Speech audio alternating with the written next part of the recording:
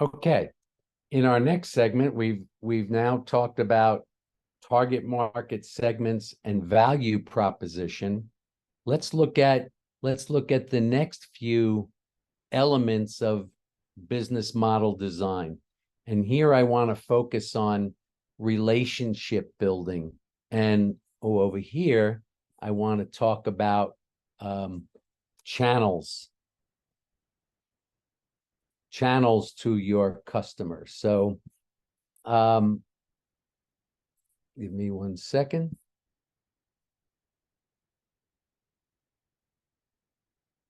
Okay, so if you think you have a good idea of who your customers are and what the value proposition is, I now want to talk a little bit about relationship building. Because what you need to consider is that it's very difficult for you to acquire your next customer. How hard is it for you to get that next customer?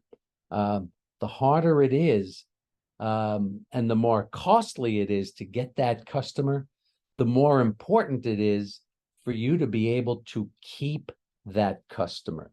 So customer retention for a lot of different businesses is absolutely critical, especially if you're thinking about a product or service where you're going to depend upon that customer coming back to you over and over again for more product or service. So you want to be able to keep that customer. So what are you going to do to build relations with that customer? So when we think about customer relations, you want to think about what are some of the ways that you can help establish trust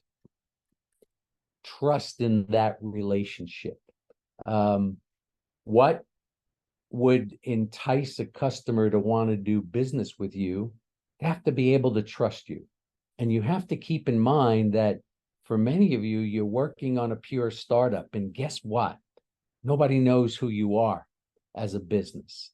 And so you have to work really hard to build your brand and to build that trust factor. And so I would ask you to have different conversations with your group members in terms of what is it that you can do to help build trust. Now, part of trust building is going to involve your customer service, your approach to customer service. Whoops. Let me. Your approach to customer service. What is it that you can build into your business model to provide customer service? So think about it this way. You offer a product or service to your customer. One of the conversations you might want to have with your group is, okay, when the customer gets our product or our service, they experience it, what could possibly go wrong? What could go wrong? The product could break.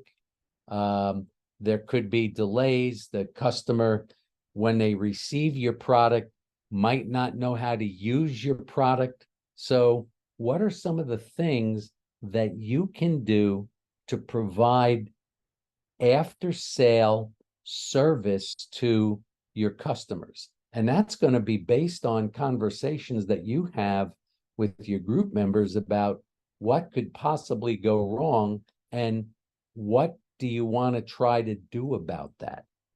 Okay. So in part of building customer relations and establishing trust, have a strategy built around customer service. Another aspect of that would be to have a strategy around what are you going to do in terms of warranties. What would happen? What is your strategy, your plan for having warranties to back up your product in the event that something doesn't doesn't work out well. Another aspect of the customer relations, I mean, if we talk about customer service, go back to that. If we talk about customer service, what provisions are you going to make? Are you going to have a call center so a customer could call in? Do you want that customer to be able to access you 24 hours a day, 7 days a week? Or, I mean, but that could be pretty expensive for a startup. Is there any other way that you can provide customer service? What happens if you have to install a product or service at a customer's location and then something goes wrong? Are you going to have your own repair crews go out and install and fix anything that's going on? Or are you going to have to use some kind of independent contractors to go out and service your customers on your behalf? So these are all elements of what are you going to do around building relationships with your customer. Another aspect of this is your messaging. Let me put that right here. Messaging. So what is basically your marketing strategy, your communications? What is it that you're communicating to your customer? Do you have a tagline or something that conveys who you are, that conveys your brand image to your target market customers? What are you going to do to build those customer relationships? Then we switch over to number 4 here, which is really represent where and how you and your customer are ultimately going to get together to do business. Where does that transaction occur?